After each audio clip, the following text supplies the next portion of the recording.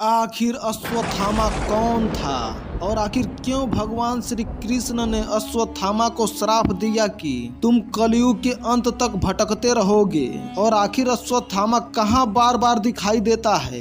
इन सभी सवालों पर हम आज की वीडियो में बात करेंगे। तो नमस्कार मित्रों, मेरा नाम है जयप्रकाश कुमार प्रजापति और आप देख रहे हैं सनातन ज्ञान का केंद्र अद्भुत हिंदी ज्ञान। तो चलिए वीडियो को शुरू करते हैं। वीडियो में आगे बढ़ने से पहले मित्रों चैनल को सब्सक्राइब जरूर कर लीजिएगा और बेल आइकन को प्रेस करना मत भूलिएगा। तो चलिए वीडियो को शुरू करते हैं। महाभारत एक ऐसा महाकाव्य है जो कि हिंदू धर्म का आधार है। महाभारत महाकाव्य श्री गणेश जी के हाथों लिखी गई है। इसे वेद व्यास ने बोला था। महाभारत में कौरव और पांडवों के बीच राज्य प्राप्ति के लिए युद्ध हुआ था। इस युद्ध में कौरवों की तरफ से गुरु द्रोण ने भी भाग लिया था। गुरु द्रोण के पुत्र अश्वत्थामा ने भी कौरवों की ओर से युद्ध लड़ा था। अश्वत्थामा एक महान योद्धा था। आज हम आपको महाभारत के अमर योद्धा अश्वत्थामा के बारे में बताएंगे। अश्वत्थामा द्रोणाचार्य का पुत्र था।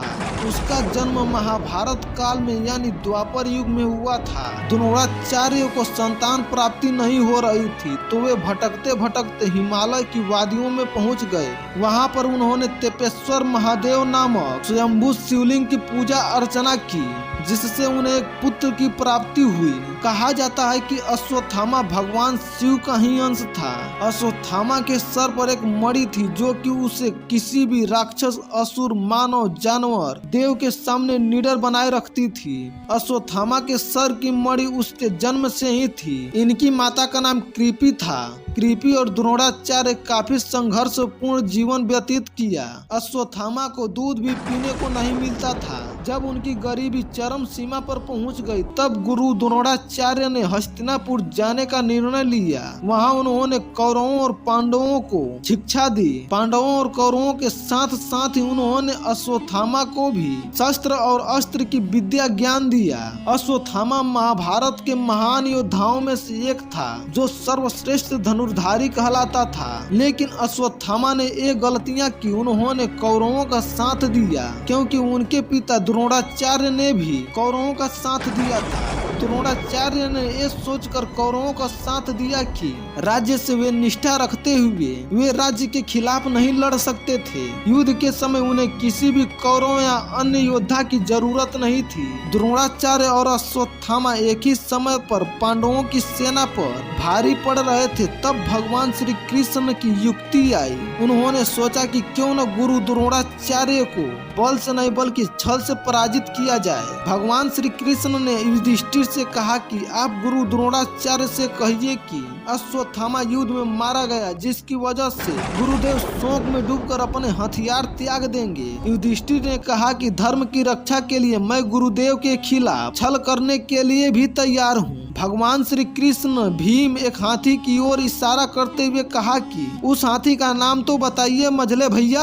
भीम कृष्ण की युक्ति समझ गए और उस हाथी को मारकर गुरु द्रोण के सामने चले गए और कहने लगे कि गुरुवर, मैंने अश्वत्थामा को मार डाला। पर द्रोणाचार्य को भरोसा नहीं हुआ। उन्होंने अपने सारथी को कहा कि रथ को युधिष्ठिर की ओर ले चलो। युधिष्ठिर के रथ के सामने पहुंचते ही उन्होंने युधिष्ठिर से कहा कि क्या यह सत्य है कि अश्वत्थामा की मृत्यु हो चुकी है? तब युधिष्ठिर ने कहा कि हाँ, अश्वत्थामा मारा गया परंतु हाथी। लेकिन जिस वक्त युधिष्ठिर ने कहा परंतु हाथी, उस समय भगवान श्री कृष्ण के शंखनाद की वजह से गुरु द्रोणाचार्य ने हाथी शब्द नहीं सुन पाए और अश्वत्थामा की मृत्यु के शौक में उन्होंने अपने शस्त्र त्याग दिए, जिसका फायदा उठाकर द्रौपदी के भाई धृष्टद्युम्न ने उनका सर धड़ से अलग कर दिया। पिता की मौत से अश्वत्थामा बहुत ही गुस्से में था। उसे पांडवों पर बहुत गुस्सा आ रहा था। उसने महाभारत के युद्ध के बाद ठान लिया कि वे पांचों पांडवों को मार डालेगा। वे पांडवों के शिविर तक गया और द्रौपदी के बेटों को पांडव समझकर मार दिया।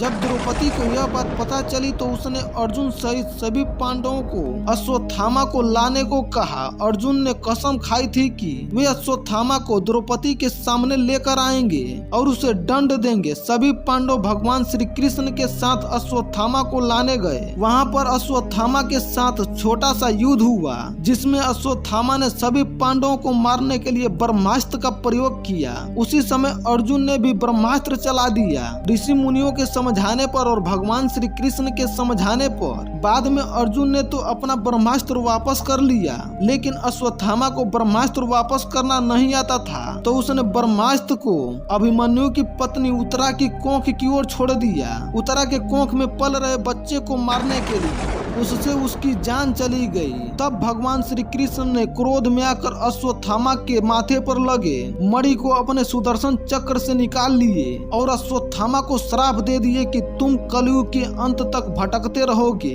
तुम बेसहारा बनकर घूमोगे, तुम्हें कोई भोजन नहीं देगा। मित्रों, कई लोगों का तो यह भी कहना है कि उन्होंने अश्वत्थामा को अपनी आंखों से देखा है। उन लोगों का कहना है कि अश्वत्थामा आज भी मध्य प्रदेश के कई जंगलों में होने और देखे जाने की खबर की पुष्टि की है। वह उत्तराखंड में ही देखे जा चुके हैं। अश्वत्थामा के होने का पता कुछ ऐसे चलता है कि जंगलों में अश्वत्थामा अपने सर से निकलते हुए खून और दर्द के कारण चिल्लाते हैं। कहते हैं कि अश्वत्थामा आज भी मध्य प्रदेश के बुरहानपुर में उतावली नदी में स्नान करने के बाद भगवान शिव के मंदिर में पूजा करते हैं। वहीं पास में एक पहाड़ी के बीच में एक तालाब है जो कभी भी नहीं सूखता है, फिर चाहे कितनी भी गर्मी क्यों ना हो। मित्रों, मिलते हैं नेक्स्ट वीडियो में। तब तक के लिए देखते रहें सनातन ज्ञान का केंद्र अद्भुत हिंदी ज्ञान। वीडियो को अंत तक देखने के लिए धन्यवाद। तब तक के लिए जय श्री कृष्ण।